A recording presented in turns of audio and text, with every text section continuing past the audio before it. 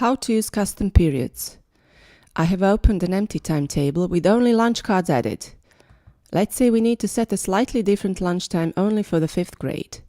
Click Lunch Period to select it, and then Add to define a new lunch interval from 12:45 to 1:15 p.m.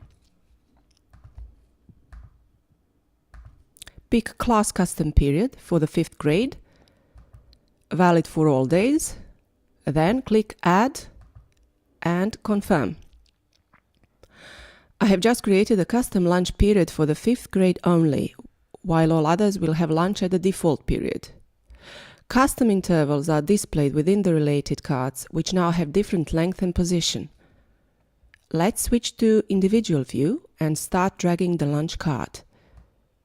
Note how the card's shadow changes its length and position according to default and custom periods below. That way I can choose exactly where to drop the card.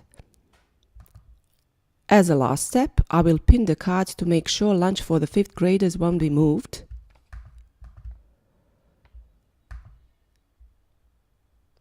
And adjust period format to 12-hour clock in the options.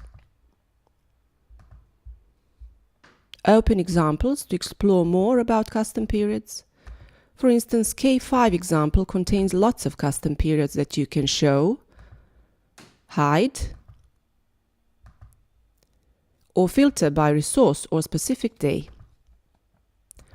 All in all, custom periods let you create very flexible timetables where card length and position depends on specific days, subjects, classes, teachers, or rooms.